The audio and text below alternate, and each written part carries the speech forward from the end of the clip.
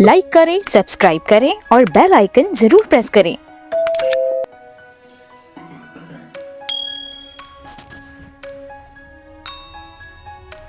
Advance world के नाज़रीन अस्सलाम वालेकुम। दोस्तों, हिस्ट्री ऑफ मैन की तीसरी एपिसोड के साथ हाज़िर खिदमत हैं और आज की एपिसोड में हम हज़रत आदम अलैहिस्सलाम की औलाद के बारे में और हाबिल और काबिल के वाक़े के बारे में आपको बताएंगे। तो अगर आपने अभी तक हमारा चैनल सब्सक्राइब नहीं किया तो जल्दी से इसे सब्सक्राइब करके बेल आइकन प्रेस कर दीजिए ताकि आपको आने वाले वीडियोस की नोटिफिकेशन मिल सकें। सामिन, हज़रत अब्दुल्ला बिन अब्बास और दीगर सहाबा रज़ियल्लाहु अन्हुम बयान करते हैं कि जब हज़रत आदम व हव्वा अलैहिस्सलाम के यहाँ विलादत का सिलसिला शुरू हुआ तो उनके यहाँ हर बार एक लड़का और एक लड़की पैदा होते थे। हज़रत आदम अलैहिस्सलाम को यह हुक्म था कि हर लड़के की शादी दूसरे लड़के के साथ पैदा होने वाली लड़की से करें और दूसरे पैदा होने वाले लड़के की शादी पहले लड़के के साथ पैदा होने वाली लड़की से करें। दोस्तों, हज़रत आदम अलैहिस्सलाम के यहाँ एक मरतबा काबिल और उसकी बहन पैदा हुई और दूसरी मरतबा हाबिल और उसकी बहन पैदा हुई। साबिक़ा असूल के मुताबिक काबिल की बहन का निकाह हाबिल से और हाबिल की बहन का निकाह काबिल से होना था। इत्तफ़ाक़ी तौर पर काबिल की बहन हाबिल की बहन की निस्बत ज़्यादा खूबसूरत थी, इसलिए काबिल ने चाहा कि उसकी शादी हाबिल की बहन के बजाय ख़ुद अपनी ही बहन से हो जाए। दोस्तों, हज़रत आदम अलैहिस्सलाम ने काबिल से कहा कि अपनी बहन से हाबिल को निकाह करने दो, लेकिन काबिल ने इनकार कर दिया और समझाने के बावजूद अपनी ही बहन से खुद निकाह करने पर इसरार किया।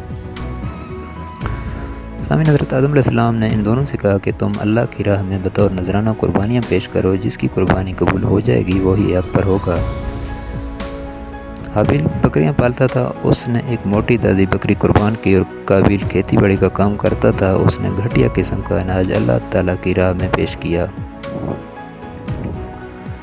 दोस्तों, दोनों ने अपनी अपनी कुर्बानी मैदान में रख दी। आसमान से आग आई और हाबिल की कुर्बानी को खा गई, जो कि उसकी कबूलियत की इलामत थी। काबिल की कुर्बानी जब कबूल ना हुई तो उसे गुस्सा आया और उसने अपने भाई हाबिल को कत्ल कर डाला।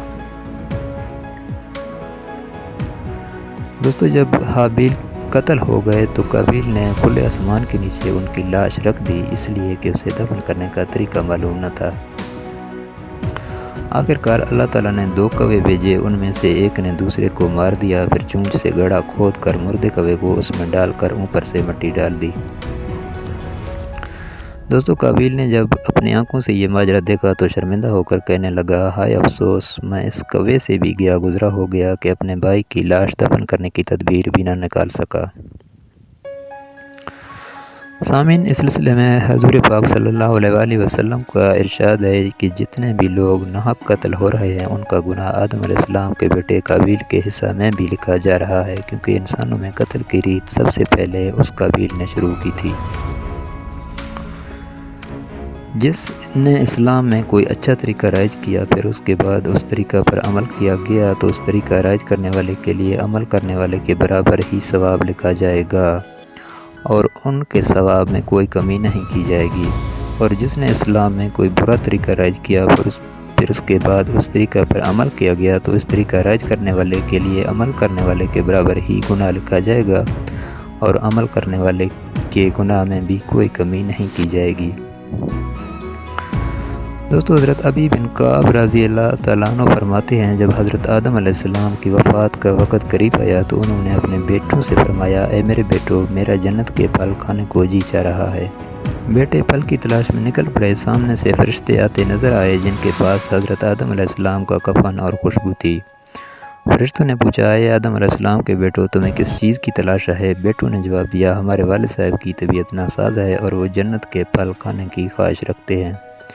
फरिश्तों ने कहा, तुम वापस चले जाओ क्योंकि तुम्हारे वालिद फौत होने वाले हैं। फरिश्तों ने आकर उनकी रूह कब्ज़ की, उनको गुस्ल दिया, कफन पहनाया, खुशबू लगाई और आप अलैहिस्सलाम के लिए लाहद तैयार की। फिर नमाज जनाजा अदा की और कब्र में रख कर ऊपर से मिट्टी डाल दी। फिर मुखातिब होकर कहा, ए आदम के बेटो, तुम्हारे लिए मुर्दों को दफन करने का यही तरीका है। दोस्तों, हाबिल के कत्ल होने पर हज़रत आदम अलैहिस्सलाम को बहुत सदमा पहुंचा। अल्लाह ताला ने हाबिल का सदमा दूर करने के लिए हज़रत आदम अलैहिस्सलाम को एक बेटा अता फरमाया जिसका नाम शीस यानी अल्लाह का अता करदा तोहफा रखा। محمد بن اسحاق رحمۃ اللہ فرماتے ہیں کہ جب حضرت آدم علیہ السلام کی وفات کا وقت قریب آیا تو جب بیٹے حضرت شیث علیہ السلام کا وقت قریب آیا تو انہوں نے دعوت التبلیغ کی وصیت فرمائی اور حضرت جنرات میں کی جانے والی عبادات کی تعلیم دی۔ حضرت آدم علیہ السلام کے انتقال کے بعد ان کے بیٹے حضرت شیث علیہ السلام اپنے والد محترم کی وصیت کے مطابق عمل کرتے رہے اور اللہ رب العزت نے انہیں بھی نبوت سے سرفراز فرمایا اور ان پر اپنے پاس سے آسمانی صحیفے بھی نازل فرمائے۔ دوستو، نبی اکرم صلی اللہ علیہ وآلہ وسلم کا ارشاد ہے، اللہ تعالیٰ نے اپنے انبیاء کرام علیہ السلام پر 100 صحیفے اور 4 آسمانی کتابیں نازل فرمائی، جن میں سے 50 صحیفے صرف حضرت شیث علیہ السلام پر نازل ہوئے۔ حضرت شیث علیہ السلام اپنے والد محترم کی وصیت کے مطابق تبلیغ دین کے فریضے کو احسن طریقے سے سر انجام دیتے رہے۔ جب ان کی موت کا وقت قریب آیا تو انہوں نے اپنے بیٹے انوش یانش کے حق میں وصیت فرمائی۔ انوش یانش اپنے انتقال سے پہلے دعوت و تبلیغ کی یہ ذمہ داری اپنے بیٹے کینان کو سونپ دی۔ پھر کینان نے اپنی وفات کے قریب اپنے بیٹے میلائیل کو دعوت و تبلیغ کا منصب سونپا۔ دوستو، میلائیل پہلے وہ آدمی ہیں جنہوں نے شہر بسائے، مضبوط قلعے تیار کیے اور شیطان کے لشکروں کو پہاڑوں اور گھاٹیوں میں منتشر کر دیا۔ ان کی حکومت 40 سال تک قائم رہی۔ میلائیل نے اپنی وفات کے وقت وصیت کے ذریعے اپنے بیٹے یرد کو اپنا جانشین مقرر فرما دیا اور یرد نے اپنی وفات سے چند دن قبل ہی تبلیغ دین کے فریضے کی وصیت اپنے بیٹے اخنو یعنی حضرت ادریس علیہ السلام کے حق میں فرما دی۔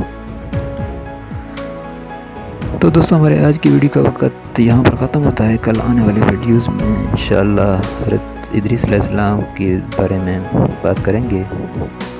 تو تب تک کے لیے ہمیں اجازت دیجیے اور چلتے چلتے گزارش ہے کہ اگر آپ نے ہمارا چینل سبسکرائب نہیں کیا تو اسے ضرور سبسکرائب کر